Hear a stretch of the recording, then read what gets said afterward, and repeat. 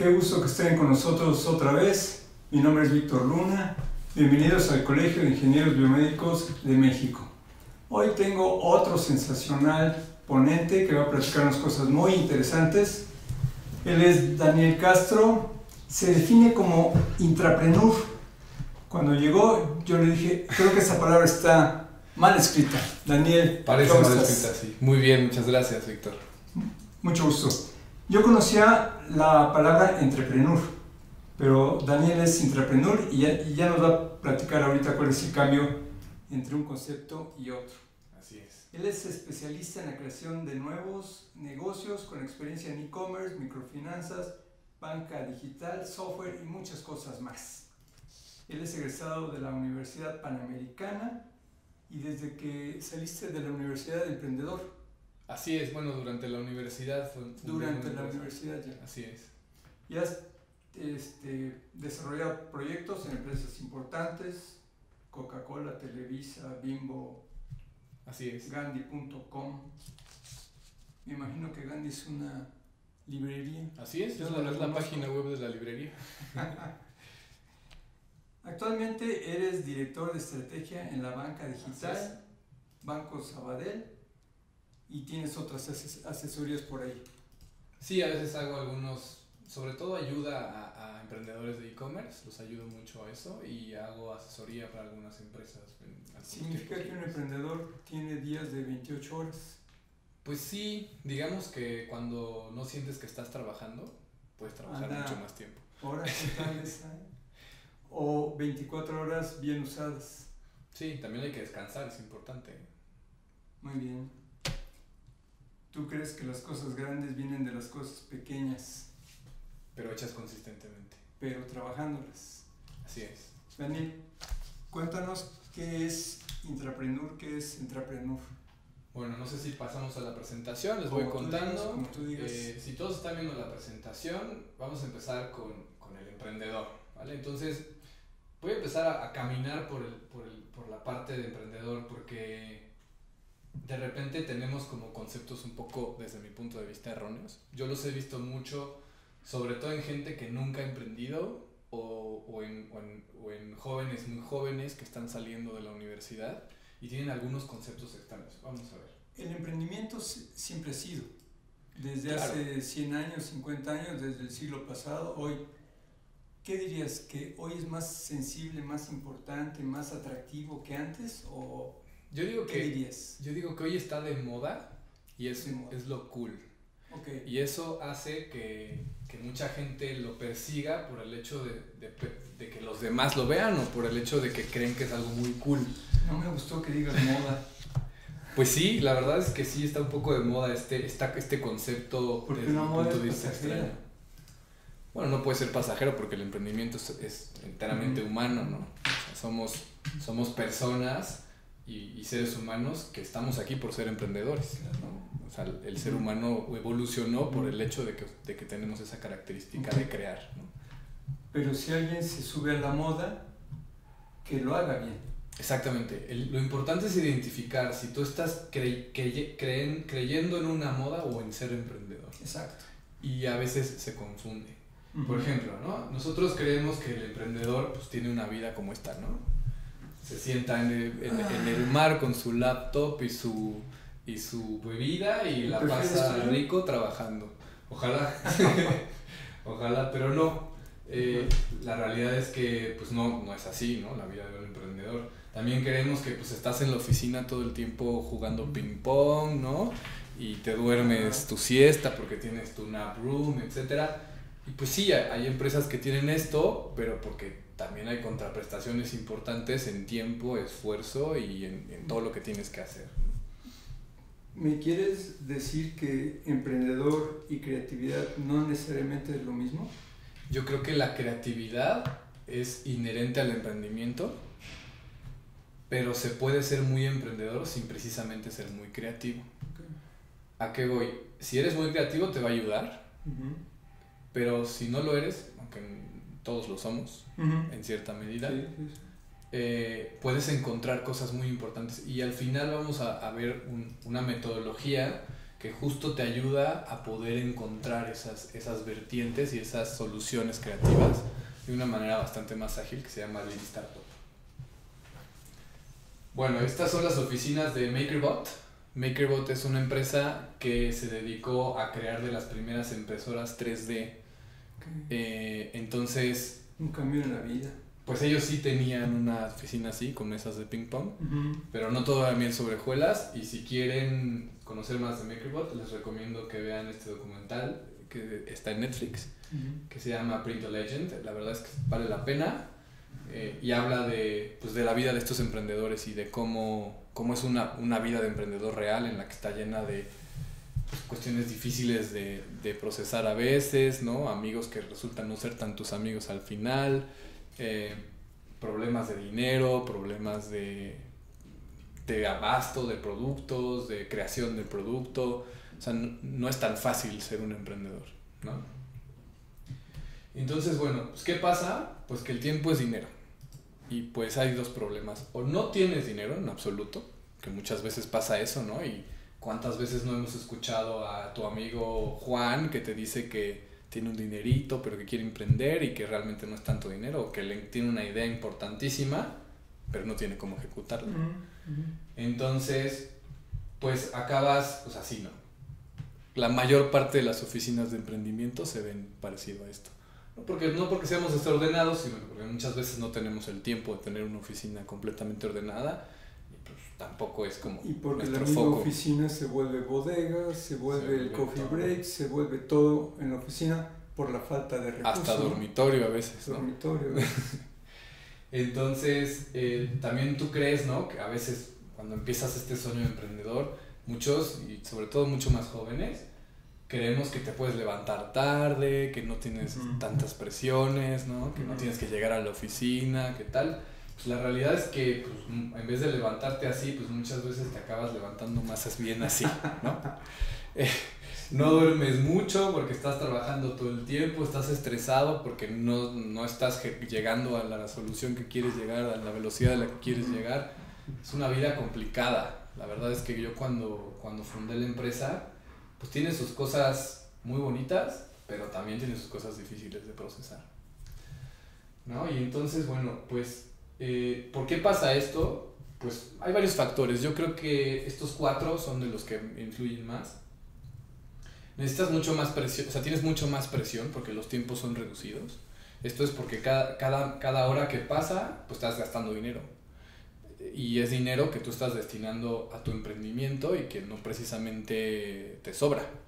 Entonces, no te puedes dar el lujo de que pasen muchos días sin que avances, porque cada día te cuesta y es un dinero que no va a regresar, ¿no?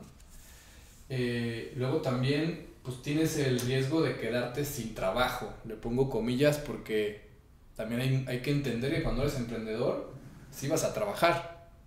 O sea, no es una cuestión de que el día que yo quiera no voy a la oficina o que tengo mucho tiempo, ¿no? Más bien pues, tu trabajo es el emprendimiento, y si no te salen bien las cosas y no te enfocas, pierdes tu trabajo y pues te tienes que emplear con alguien más. O pues si todavía vives con mamá y papá, pues te tienes que regresar a vivir con mamá y papá, ¿no? Significa que emprendimiento, un objetivo importante es la generación de riqueza. Yo diría que es la generación de valor. De valor. Así es. Un producto. La riqueza es un producto del valor. Okay. Si tú haces algo valioso para quien sea que lo quiere comprar, entonces pues te lo compran, y si hiciste bien tu business plan, pues generas riqueza. Pero no precisamente al revés. Tú puedes generar mucha riqueza sin generar valor. Por ejemplo, puedes estafar a la gente. Okay. Y pues sí, generas mucha riqueza, pero no precisamente estás generando valor. Okay. Y yo creo que ahí podríamos incluso extrapolarlo un poco y entender valor en el entorno biomédico como salud. Ah, esa es una buena igualdad. Así es, porque un emprendimiento biomédico, y yo no soy biomédico, pero igual lo entiendo así. Somos parte del grupo de salud. Exactamente. Y entonces tendríamos que generar salud. Sí, y si no generas salud, pues no vendes. Sí, claro. Y si no vendes, pues no sigues produciendo y tampoco generas riqueza. Me gustó esa igualdad. ¿El emprendimiento biomédico genera salud? Debería. Debería. ¿No? Porque también podrías generar productos que generan bienestar y no precisamente salud, ¿no? Bien, está bien. Entonces, bueno... Pero es una forma interesante de manejar este concepto de dinero contra la forma de obtener el dinero. Así y el es. objetivo no es el dinero, sino qué producto, qué servicio vas a ofrecer a cambio para tener el Totalmente. dinero. ¿Está bien? ¿Está bien? Y por eso es el valor. Exactamente. Y bueno, hay una corriente, ¿no? muy marcada también de gente que solo quiere generar dinero, ¿no? Bueno, sí. Y eso será decisión propia. Está bien, está bien. Y puede ser que tu objetivo sea el dinero. Yo creo que no puede ser el objetivo final de nadie, ¿no? Claro, pero filosóficamente hablando, que es en el plano en el que estamos, el emprendimiento genera valor. El emprendimiento debe generar valor, para que entonces te merezcas que los clientes te compren. Exacto. Ok. ¿Vale? Entonces... Buena observación. ¿Cuál sería una solución para algunos de estos problemas? Y es algo que mucha gente hace, que yo hago y fue lo que llegué, y es que a veces cuando tienes esta rama de emprendedor, pero no precisamente eres tan temerario como algunos otros emprendedores, pues llegas a esta conclusión, ¿no? Me gustaría emprender, pero no me gusta sufrir tanto y estoy dispuesto a no ser dueño por completo de mi trabajo. Es decir, estoy dispuesto a intercambiar una parte de todo lo que yo pongo y de lo que podría recibir al respecto por no tener tanta presión, por trabajar en un entorno un poco más fácil de manejar y por generar emprendimientos sin necesidad de arriesgar tanto, ¿no? Y a eso se le ha llamado el intrapreneur. Ya llegamos. Exactamente. No arriesga tanto. Exacto. Es parte de un grupo. Es parte de una empresa. Ahora vamos a ver algunos ejemplos. Okay. Entonces es alguien... Pero tiene esta inquietud. Exactamente. Es alguien que tiene esta inquietud, que le gusta emprender, pero que no está tan dispuesto a correr estos riesgos, ¿no? Claramente a mayor riesgo, mayor beneficio. Hay casos de intrapreneurship, como lo que vamos a ver ahora, que claramente tuvieron mucho beneficio, pero no es la norma, ¿no? Entonces son actividades de emprendimiento dentro de organizaciones y típicamente es en grandes empresas que lo pueden pagar. ¿A qué voy? Si tú estás en una empresa en la que van al día y no precisamente tienen muchos excedentes ni hay mucho dinero como para poder inventar muchas cosas, y tú vas y le ofreces a tu jefe la opción de crear una nueva línea y muy probablemente te diga, pues primero haz tu trabajo. Sí, claro. Primero generemos más ganancias para la empresa y luego hablamos del extra, ¿no?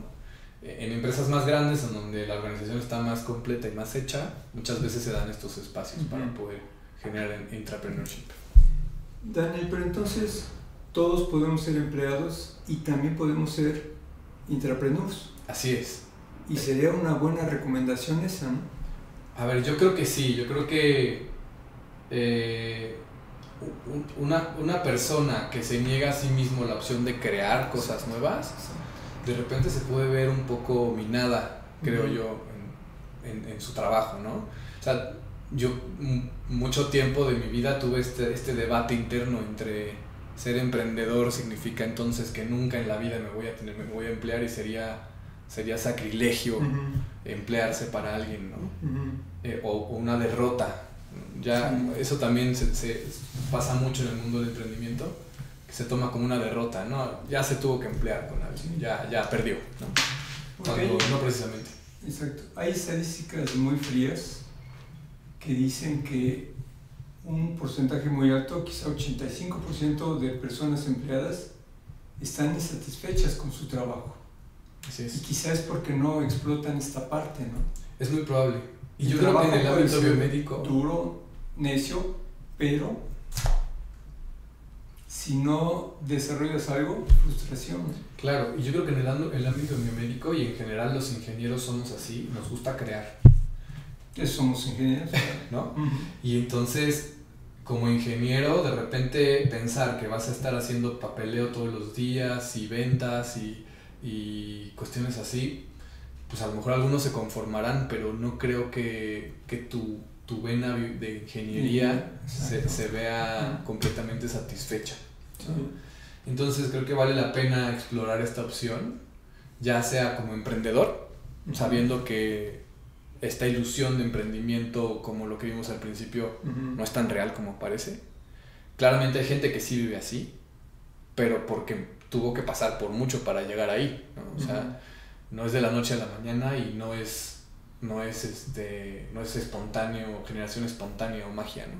Sí. Está bien. Entonces, bueno, el intrapreneur, algunos ejemplos, pues el PlayStation es un ejemplo. Este videojuego fue desarrollado por un empleado de Nintendo, de Sony, perdón, que con el Nintendo de su hijo empezó a experimentar para ver que hacerlo más potente y hacerlo más rápido y tal. Resultó que le salió, lo hizo en sus tiempos libres, y luego regresó a Sony y les dijo, oigan, ¿qué les parece que hacemos un videojuego con esas características, ¿no? El Post-it también es un ejemplo de entrepreneurship de 3M. 3M tiene una política bien padre, por ahí vamos a ver, y es que permite a sus empleados dedicar una parte importante de su tiempo a la investigación propia, sí, con medios de la empresa, ¿no? Sí. Entonces eso genera intrapreneurship. Y Post-it nació así, nació de un producto fallido, aparentemente un pegamento que no funcionaba tan bien, que no pegaba tanto pero se despegaba fácilmente, en el que generaron esta idea, ¿no? Igual el botón de like nació de un hackathon, hackathon es una práctica que se hace en tecnología, en la que se junta mucha gente durante 1 o 2 o hasta a veces 3 días. Hay veces incluso que duermen en el lugar en donde los juntan, se hacen equipos y en 2 o 3 días se trata de sacar algo nuevo y resolver un problema. Y ahí salió el botón de like. Y bueno, Gmail, que fue una iniciativa interna de Google también, como para poder utilizar el servicio de correo electrónico de una manera más eficiente, y luego decidieron ponerlo al mercado como un producto, ¿no? Entonces, pues hay muchos de estos ejemplos. No es fácil, pero tampoco es tan difícil como parece. Es cuestión de realmente querer crear algo y ponerle corazón y ponerle un poco de estructura, y deben poder salir cosas importantes. Entonces, bueno, hay algunas ideas, algunas formas de incentivar esto que algunas empresas generan. Por ahí tenemos algunos dueños de empresas que quisieran impulsar esto, o alguien que quisiera proponerlo dentro de donde trabaja. Por ejemplo, tenemos esta feria de ideas, ¿no? A veces hay algunas empresas que generan días que se llaman feria de ideas, en las que de manera formal ese día tú puedes proponer la idea que tú quieras a la empresa, y la empresa recibe todas las ideas y ve cuál vale la pena y cuál no, y podría desarrollar un proyecto. Y obviamente serías tú el que lo lleva, ¿no? Claro.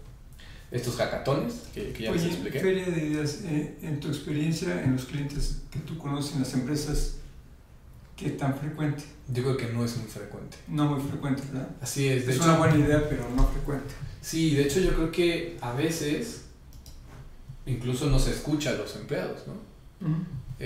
Y es un problema importante en general. No sé si es cultural o se trate también a lo mejor de una cuestión como de jerarquía, pero sí pasa. Los hackatones, que están muy de moda, si lo googlean seguro encuentran uno en México al que se pueden unir. Después tenemos fondos de sandbox, que justo es cuando las empresas generan excedentes de utilidades o tienen el dinero disponible y generan un fondo en el cual destinan ese dinero para poder crear proyectos de emprendimiento interno. Y luego la parte de tiempo de innovación, que es esta práctica que hace 3M, que algunas otras empresas también hacen, en las que cierto porcentaje de tu tiempo laboral lo puedes dedicar a un proyecto personal, pero con relación con la empresa. Y es algo continuo. Es algo continuo. Todo el tiempo está abierto, sí, la oportunidad para crear algo. Exactamente. Entonces, pues hay varias formas de hacerlo, pero ¿qué es mejor? ¿Ser emprendedor o ser intrapreneur? Esa es una Es una pregunta complicada y pues como muchas preguntas complicadas, pues depende, ¿no? Pues sí, claro. Depende de qué, pues de estos factores. ¿Qué tanta independencia quieras tener? ¿Qué tanta aversión al riesgo tengas? ¿Qué tanto tiempo tengas disponible también? Porque no solamente es el trabajo, la vida, ¿no? Hay gente que tiene, pues a lo mejor tienes hijos y tú quieres dedicar mucho más tiempo a tu familia. A lo mejor, no sé, tienes a una persona enferma que tienes que cuidar, o tienes algo extra que tienes que resolver, o te gusta la filantropía y quieres dedicar parte de tu tiempo a esto. Entonces hay que decidir también sobre el tiempo que quieres tener disponible para esto, los recursos que tengas, claramente. Claro. ¿Qué tanto valor agregado puedes dar tú a una organización o no? ¿No? Porque hay gente igual también que es muy del estilo de yo voy a trabajar, hacer lo que tengo que hacer y nada más, y no me quiero meter en otra cosa. Pues se vale, ¿no? También es importante llevarlo así. ¿Y qué tanta libertad en la toma de decisiones quieres tener? Entonces, en función de todo esto, te puedes ir cargando para un lado o para el otro, ¿no? En mi caso, pues yo decidí que la independencia era importante, pero no tanto. Lo podía sacrificar un poco, que no estaba tan dispuesto a arriesgarme tanto, ¿no? También decidí que quería dedicar tiempo, pero no quería desvelarme todos los días hasta las 4 de la mañana, como en algún momento lo hice, que tampoco tenía los recursos. En su momento no los tuve y los generé y ya no quise invertirlos en eso. Decidí que sí podía dar valor agregado a una organización, siempre y cuando me escuchara y realmente estuviera atenta a lo que yo puedo ofrecer, y que pues si alguien más tomaba algunas decisiones, pues no había tanto problema, ¿no? Y bueno, pues todo esto me llevó a que ser intrapreneur, por lo menos ahora, en este momento de mi vida, es lo que me gusta. Y lo combinas bien con la posición laboral que tienes y tus inquietudes. Así es, la verdad es que afortunadamente en donde estoy ahora, pues tengo la oportunidad de crear y de pensar y de a veces volarme un poco y luego volver a aterrizar, ¿no? Y eso te da te ayuda mucho cuando tienes este tipo de inquietud, ¿no? Entonces, bueno, hay algunos ejemplos, ¿no?, de emprendimientos importantes dentro de otras empresas que se dedican a otras cosas. Y por ejemplo, uno de ellos es Google Wing.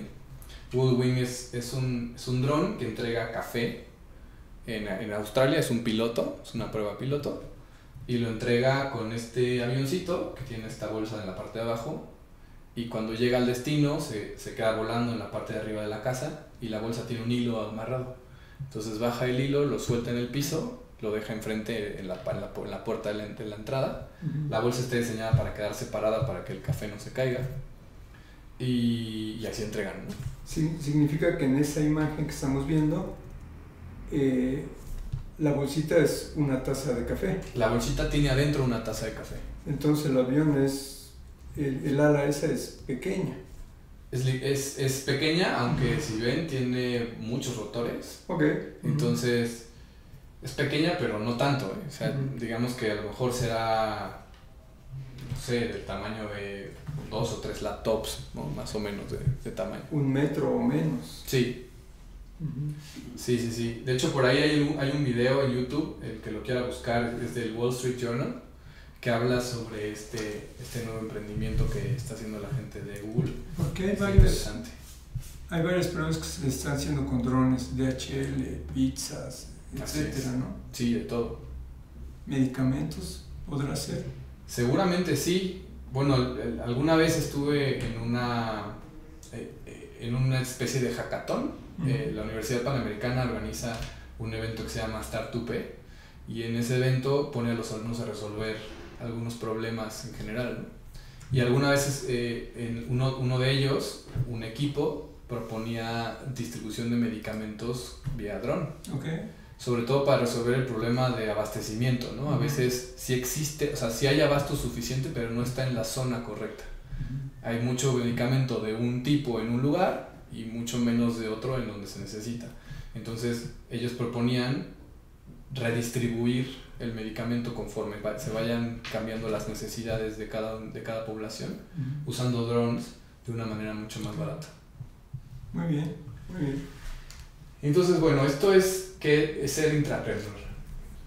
Ahora vamos a hablar de si tú ya decidiste que hay un método para esto. Exacto. Si tú ya decidiste que quieres crear algo nuevo, ya sea que lo quieras crear como un emprendedor o como un intrapreneur, yo les recomiendo que lean el libro, el que está del lado izquierdo, que se llama The Lean Startup. Es un libro que tiene ya algunos años, pero que delimita perfectamente una metodología para trabajar esto, que ahora lo vamos a ver un poco más a detalle. Después, hace muy poco, escribió el mismo autor este otro libro que se llama The Startup Way, en el que lleva la metodología que creó en el libro primero, pero al nivel ya corporativo. Porque el primer libro está hecho para startups, para empresas muy pequeñas. Ok, personas casi. Sí, prácticamente equipos pequeñitos de 6, 8, 10 personas, a lo mejor 30 por mucho, ¿no? Y después, pues ya organizaciones mucho más grandes que sufren de muchos otros temas burocráticos, claro, problemas ya de organización como tal, pues necesitan metodologías distintas, y una de ellas se llama The Startup Way, que es la continuación de alguna manera de Lean Startup. Entonces, pues es un buen libro que leer. No tengo ningún tipo de relación con él ni nada, es algo que... ¿Tú lo recomiendas? Que yo recomiendo porque a mí la verdad me cambió mucho la manera de ver. Vayan a Gandhi. Puede ser una opción. Entonces, bueno, básicamente se trata de esto. Es un mecanismo que es cíclico y que se trata de alguna manera de hacer prueba y error, pero aprendiendo de la prueba anterior. Entonces, tú empiezas con una idea. Esa idea, después la construyes, pero no la construyes completa. ¿Un prototipo? Creas un prototipo, exactamente. La metodología lo llama producto mínimo viable.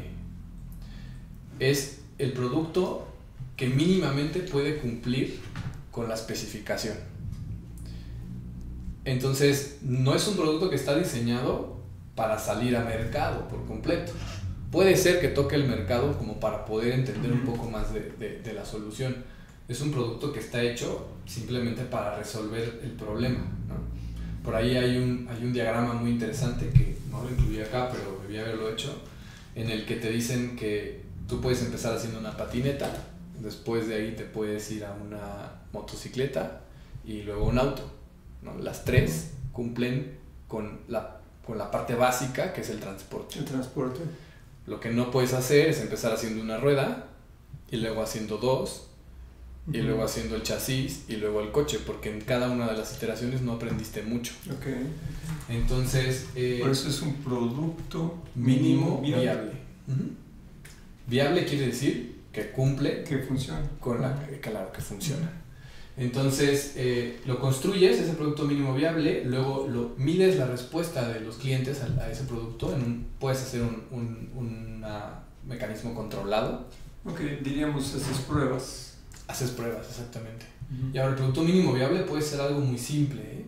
Podría ser, si quieres hacer a lo mejor, por ejemplo, si quieres hacer una aplicación móvil, podrías hacerla en papel.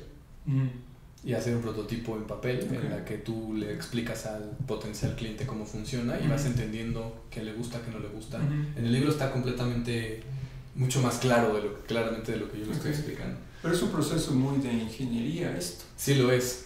De hecho, yo creo que está muy basado en el método científico. Claro, y un diagrama de flujo y un diagrama de bloques.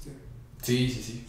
Y entonces, ya que mides, aprendes, y esos aprendizajes los vuelves a meter en la idea y vuelves a empezar. Hay veces que te das cuenta que el camino que estás siguiendo no precisamente es el óptimo, el que es más viable para resolver el problema que quieres resolver. Entonces haces algo que se llama pivoteo. El pivoteo es cambiar ligeramente de rumbo, pero sin cambiar las bases principales. Muy bien, estamos hablando de un sistema de lazo cerrado con retroalimentación. Y eso te va pivoteando. Te va pivoteando un proceso. Como los basquetbolistas, dejas un pie en el piso y el otro lo mueves. Y entonces, con varios pivotes, puede ser que acabes llegando a un lugar en el que no esperabas llegar, pero que resuelve el problema original. Muy de ingeniería esto. Totalmente. Es una teoría de control en lenguaje sencillo. Sí, sí, justo así lo es. Y creo que puede ayudar mucho a desnatar la parte rica de este tipo de teorías sin necesidad de elevarse, ¿no? A unos niveles porque muy complejos. Cuando yo en la universidad leíamos el libro de Ogata en teoría de control, muy complicado. Sí, yo en ingeniería industrial también vi muchísimas cosas muy complicadas con cadenas de Markov y con simulaciones, etcétera, que sí funcionan, claramente funcionan. Por supuesto. Pero de verdad no hay nada más que tener enfrente a un cliente y decirle, oye, ¿esto te sirve? Claro. Oye, si le hicieras este y este cambio me serviría mejor. Perfecto, si los hago, ¿esto te sirve? Y así le damos, ¿no? De alguna manera estás simulando. Nada más que no lo estás haciendo tú solo, encerrado en un cuarto, pensando tú mismo en las soluciones, ¿no? Frecuentemente yo digo que hace 30 años desarrollar un equipo te podría llevar hasta 2 años. Pero hoy en día, a los 6 meses tienes que sacar algo, vender, totalmente, probar, porque tienes que generar ingresos y tienes que tener otras opciones y otras propuestas. Exacto. Ya no puedes esperar ahorita 2 años. No, y además a los 2 años ya desarrollaron 6 u 8 opciones a tu mismo producto. Claro, claro. Sí, justo parte de este libro sucede porque el autor creó un videojuego en 6 meses que llegó a 3 millones de clientes. Okay. Entonces él lo creó con lo que él consideró correcto hacer, que era esto. Y cuando la industria se dio cuenta que logró 3 millones de usuarios en 6 meses, pues le preguntó cómo le hiciste, ¿no? ¿Qué hiciste? Y entonces su respuesta fue la escritura del libro, y eso fue, ahora es autor y se dedica solo a eso. Okay. Pero pues, si lo leen van a encontrar toda la historia detrás y cómo es que llegó a todas estas conclusiones. Llegamos a los procesos disruptivos. Exactamente, de alguna manera estás generando disrupción aprendiendo del cliente. Entonces, mientras tú aprendes del cliente y le muestras soluciones a sus problemas cada vez más eficientes, pues de alguna manera llega un momento en el que después de mucho pivotear consigues una disrupción importante. Una cosa es un videojuego y otra cosa es un producto que contribuye a la salud o al bienestar. Totalmente de acuerdo. O sea, como biomédicos sí tenemos que ser un poquito más sensibles y cuidadosos en este primer producto mínimo viable. Totalmente. Yo creo que lo que hay que hacer es incluir la salud en la viabilidad. No puedes hacer pruebas con humanos, ¿no? Claro. No es algo ético, ni es algo factible, ni viable. Entonces, pues sí hay que incluir que sea un producto que desde su primera concepción esté enfocado a generar salud. Y hay muchas opciones de generar productos mínimos viables dándole vueltas a las restricciones, ¿no? Podrías hacer simulaciones computarizadas, podrías hacer prototipos no invasivos que puedan generar algún tipo de ventaja mecánica o de opciones, ¿no? Que no precisamente requieran ningún tipo de cirugía o invasión al cuerpo. Podrías incluso generar descripciones detalladas, ¿no? Un producto mínimo viable podría ser una descripción detallada de un producto con algunos textos, algunas imágenes, un paper, ¿no? Y ese mismo, lo más importante es probarlo con clientes, o sea, hablarlo con una persona que realmente tiene ese problema y empezar a entender si resuelve o no su problema y cómo lo resolvería mejor. Me hace pensar otra vez en algo que se dice últimamente: el investigador solo, escondido en su laboratorio solo, ya no existe. El investigador es parte ahora del comercio, es parte de la aplicación. Totalmente de acuerdo. Sí. O sea, tienes que estar viviendo tu producto a fuerzas. Sí, claro, porque lo que pasa es que yo creo que, como tú bien lo decías hace un rato, Yo creo que antes había la ventaja de que los ciclos de retroalimentación podían ser mucho más largos. Entonces un investigador sí podía estar 1 año y medio metido en el laboratorio para después recibir la retroalimentación y poder estar 1 año y medio de nuevo metido en el laboratorio. Lo que pasa hoy es que hay tanta información en las manos de la gente y tanta información en las manos de los mismos investigadores que estamos forzados a que los ciclos sean bastante más cortos o mucho más cortos. Todo muy dinámico ahora. Exacto. Y entonces hacer ciclos cortos de una manera en la que tienes que generar el conocimiento de una manera tradicional es muy complicado de resolver. En cambio, cuando usas este tipo de metodologías y de alguna manera estás haciendo atajos para llegar a las mismas conclusiones, ¿no? O sea, esa sería mi lectura. O sea, estás utilizando el conocimiento de quien tiene el problema para resolver el mismo problema. Sí, claro. Entonces, a ver, yo creo que el enfoque de salud puede ser que sea mucho más complicado. No le vas a preguntar a alguien que está enfermo cómo resolvería su problema, sí, ¿no? Claro. Seguramente te dirá, pues usted dígame, doctor. Claro. Entonces... Pero sí hay que estar en contacto con ellos, ¿no? Totalmente de acuerdo. Y hay que estar en contacto con la retroalimentación que da, a lo mejor incluso la misma enfermedad, ¿no? O sea, la medición es una de las partes medulares de esta metodología y eso significa pues, que puede ser que la misma enfermedad te esté diciendo que se resuelve o que no, ¿no? Si la que medición... volvemos al método científico, no salimos de ahí. Sí, claro. Pero si la medición es algo muy importante, yo digo que medición es terreno de ingeniería. Sí, totalmente. Entonces los ingenieros tenemos que aprovechar el conocimiento que tenemos para medir y tener esta información. Sí, claro, bueno, o sea, justo un ingeniero que no mide, pues no es muy ingeniero, que digamos, claro. Es más bien inventor loco, ¿no? Entonces, bueno, hay esta versión un poco más elaborada de lo mismo. Habla básicamente de que tienes que generar un problema, entenderlo, diseñar una solución y luego hacer un modelo de negocio. Porque el otro está enfocado no tanto al modelo de negocio, sino a resolverlo. Y este otro te dice un poco más sobre el modelo y cómo iterar sobre el modelo. Pero básicamente es el mismo flujo. Pero muy importante que considera el modelo de negocio. Claro. Que sí lo tienes que hacer, ¿no? Sí, pues totalmente, porque pues, vivimos en una sociedad, ¿no?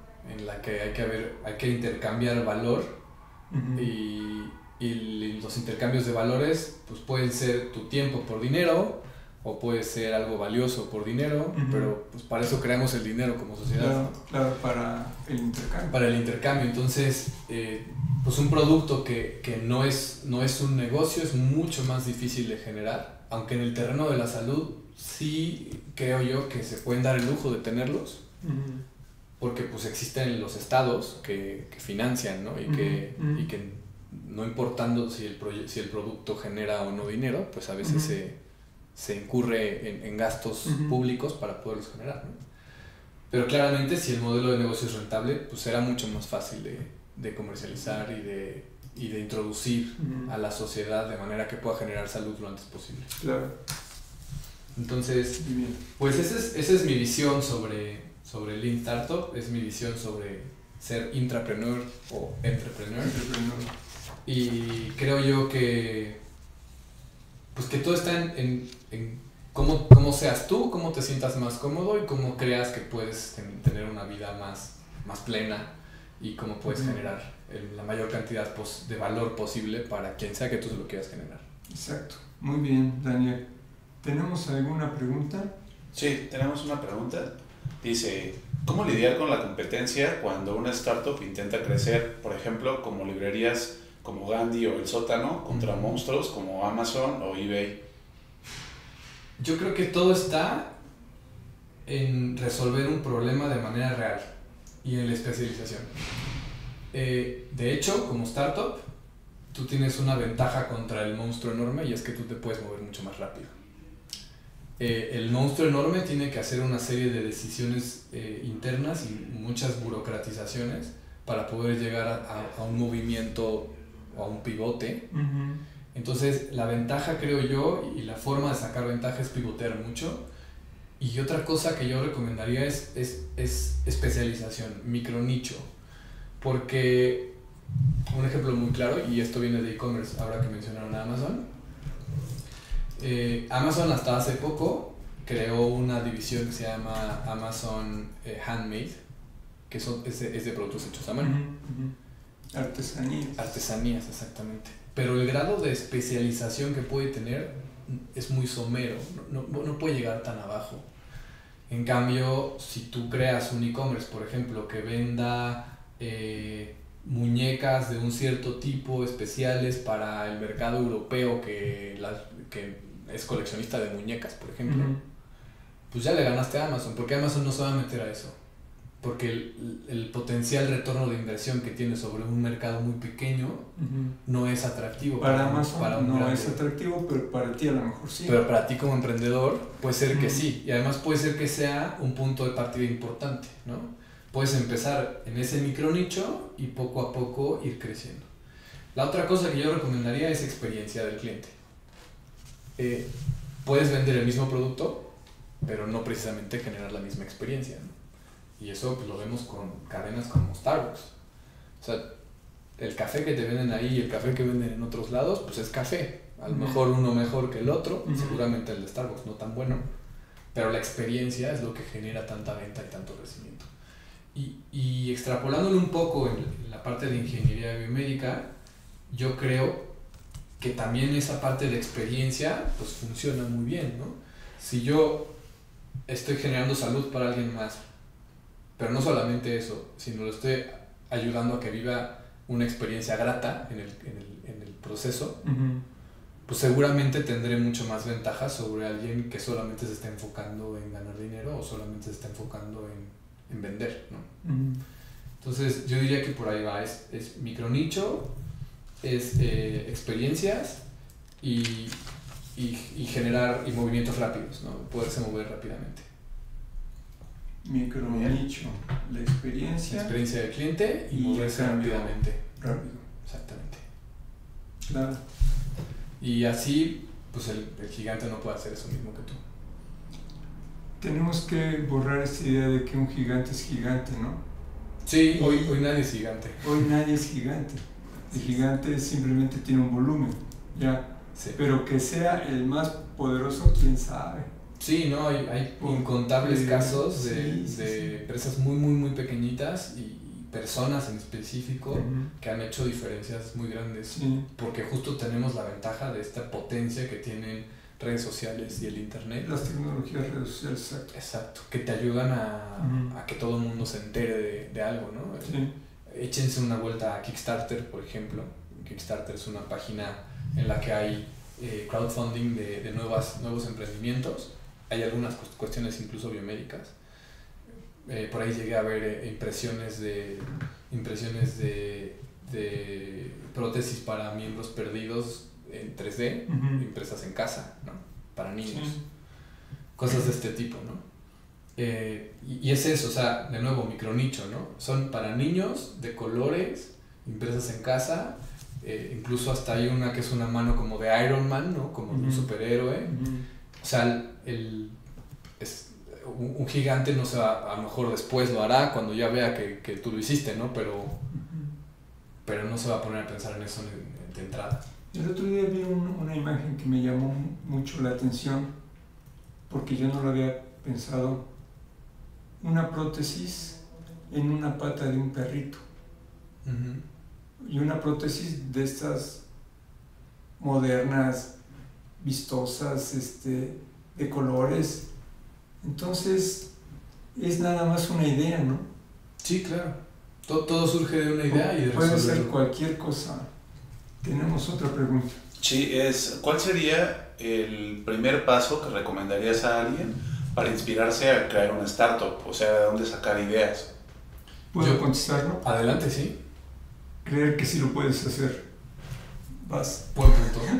Creo que lo primero es creer en ti, ¿no? Claro. Pero para poder sacar ideas, yo creo que hay que dejar de enfocarse en que tú tienes que sacar las ideas. Hay que enfocarse en resolver una necesidad. El cliente es el que tiene las ideas. Exactamente. Ajá. Y lo que creo yo que debes hacer es regresarte a los principios básicos de lo que sea que quieres resolver, entendiendo que hay una necesidad muy básica que es la que estás resolviendo. Un suéter en la Ciudad de México, por ejemplo, cumple una necesidad de taparte para el frío, pero no es la necesidad más básica. Porque si no trajeras suéter igual no te mueres. Igual pasas un día un poco incómodo y se acabó. A lo mejor una chamarra para el frío en Alaska, pues sí. Eso sí es importante. Y de hecho no están hechas para verse muy bonitas, están hechas para quitarte el frío, ¿no? Entonces la necesidad básica de ponerte un suéter en la Ciudad de México, pues es estar cómodo por un lado, pero también verte bien. ¿Y por qué te quieres ver bien? Ah, pues porque quiero que los demás me vean bien. ¿Y por qué quieres que los demás te vean bien? Si te vas yendo al porqué de las cosas hasta llegar a la parte más básica, encuentras la necesidad real que estás queriendo resolver. Y de ahí, entonces puedes empezar a generar ideas. A ver, ese análisis me gustó mucho. Entonces, un suéter no es un suéter. O no necesariamente. Así es. Y con muchos productos pasa lo mismo. Sí. Otra pregunta. Tenemos otra pregunta, okay. ¿Cómo no? De Moni Moreno Rodríguez, dice, en México, ¿qué tan factibles es proteger las ideas de forma legal? Gracias por la charla. Bueno, muchas gracias a ti. Interesante. Sí, a ver, pues tenemos el Instituto Mexicano de la Propiedad Intelectual. Ahí en el INPI puedes protegerlas. Idea, ¿no? Sí, puede ser cualquier idea. Con software tenemos unos cuantos problemitas. Ahí hay un vacío legal importante, sí. Se puede hacer una protección de propiedad intelectual de software, si es que eso es lo que quieres proteger, como una propiedad, como si fuera un libro. Son derechos de autor ahí nada más. Exacto, pero el tema ahí es que, pues como saben, en software se puede escribir exactamente lo mismo de maneras muy diferentes, sí. Y entonces es bien difícil de proteger, ¿no? Yo creo que la mejor protección que puedes tener es resolver algo de la mejor manera posible.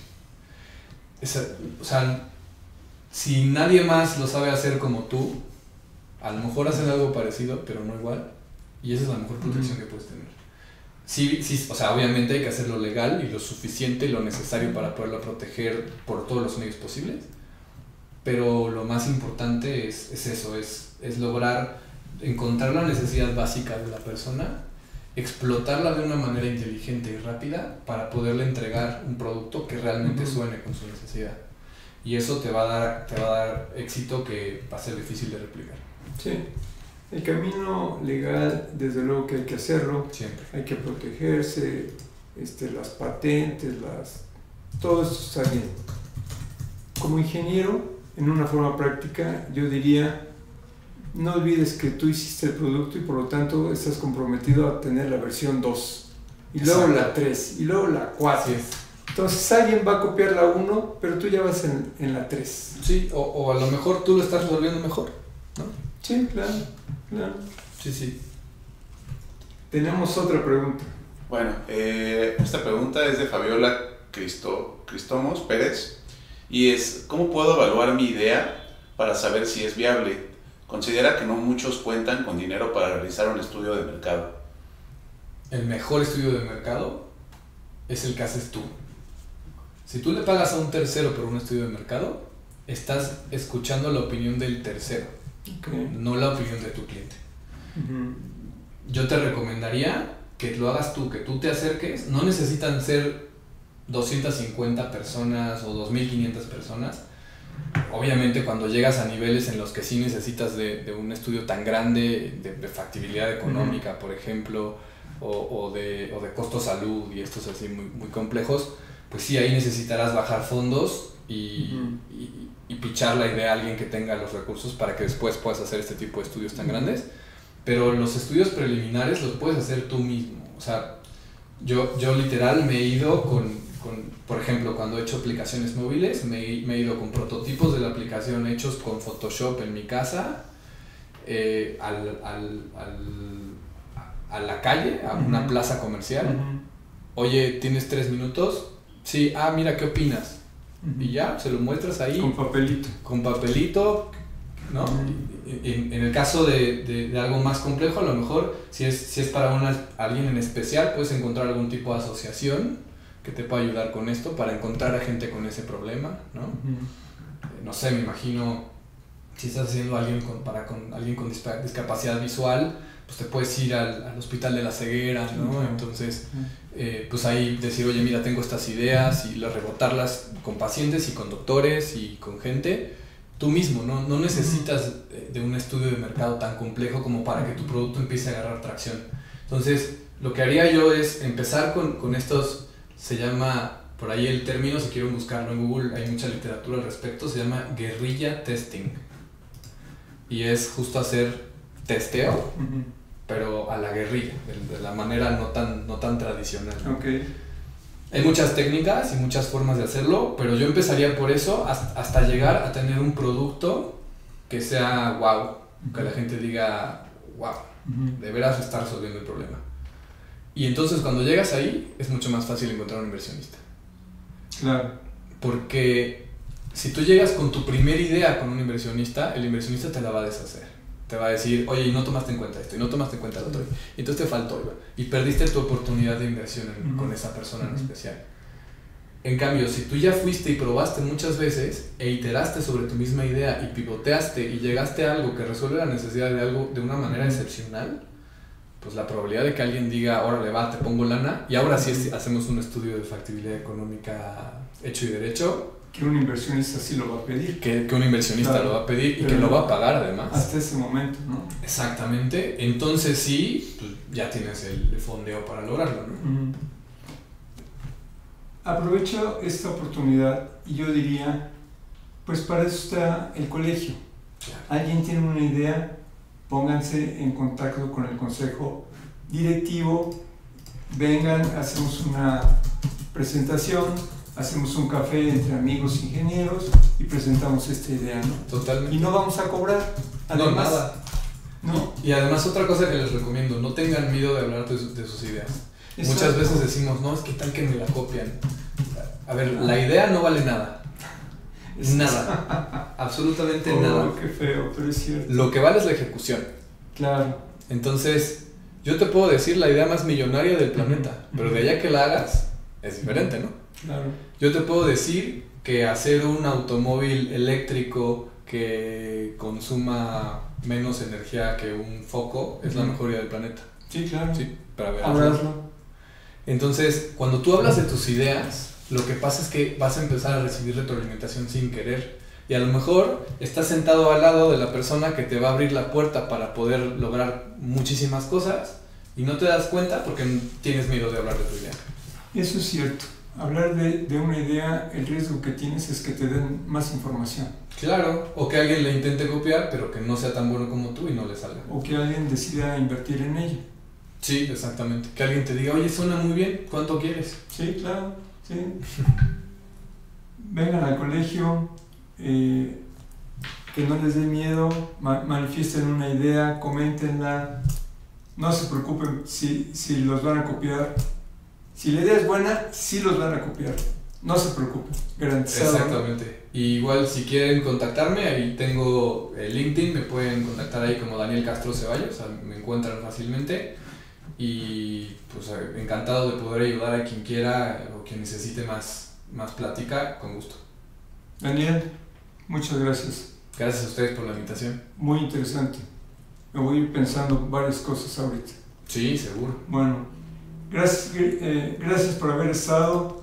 Por favor, llamen al colegio, vengan, anímense, hagamos fuerza y nos vemos en el siguiente video. Muchas gracias.